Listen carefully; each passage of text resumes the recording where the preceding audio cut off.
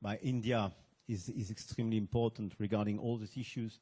And after our Action Summit 1 year ago, we follow up the conversation in order to have, to try to make sure that our countries benefit from the innovation, but to make sure as well that this innovation will be at the service of our common goods and our humanity. And I think it's as important as allowing the innovation to be part of our countries. I really believe that we have the same obsession both in India and France, I would say, and in Europe, which is that we don't want to be dependent on a totally US or a totally Chinese model, but we really believe that we need a broader one, and we want to be part of the solutions, and we want to have players being part of the solutions. So you perfectly described what is at stake. What we want to do is to make sure that we have the data centers and the computing capacities, that we train the talents in our countries, that we have all the capacities, and it's clearly about computing capacities, talents, and capital. Here are the three elements. And when I speak about computing capacities, it's about having affordable, or at least competitive, low-carbon energy in order to deliver this agenda. On this agenda, I really believe we have a lot of assets, and we are in the race. We are lagging behind both US and China, but we are in the race. Now the question is, on the downstream side, how to accelerate adoption. And you mentioned it, both of you. And adoption is critical. Why? Because it's how to make sure, sector by sector, with the right ethical approach, AI will be adopted and transform your productivity, will allow you to discover new disease, to completely change your energy model, to be much more productive. And this is one of the only way, clearly, to see the consequences of AI in the statistics, and to avoid a well-known paradox where AI can be seen as a wonderful innovation, but without a lot of impact. So adoption is absolutely critical. But when we speak about adoption, we speak about the speed, the depth of this adoption, but as well how the key players of each sector are familiar with AI in order to make it, to transform AI solutions and technological solutions at the service of their objective, and not something which will completely and just disrupt their approach. And this is exactly what we want to do, especially in the healthcare sector, and we will have the occasion a little bit later today to illustrate this transformation. It's true on space, it's true on energy, and so on. On the other side, you mentioned frugality. I think the way we want to be part of this race and this global competition is slightly different.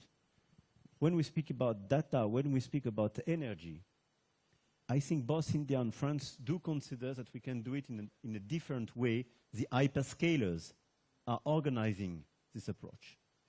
This is why when we speak about large language model, with Mistral AI, we adopted a much more frugal approach.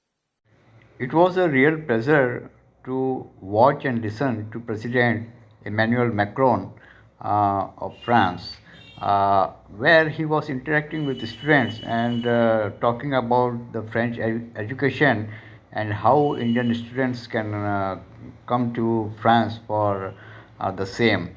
This reminds me of my own tenure with the French embassy when I was their country head and was responsible to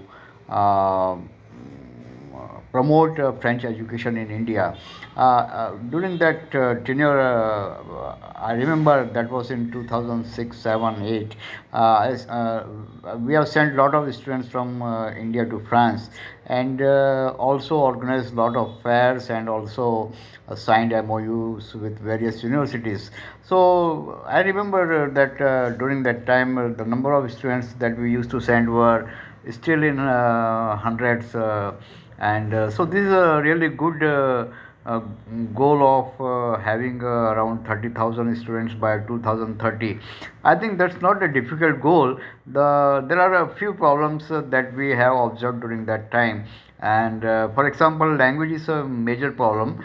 And the second thing that they don't have something like H1B visa or extended stay after your graduation. So these were the shortcomings that we observed, and we have given the feedback to the French authorities about the same.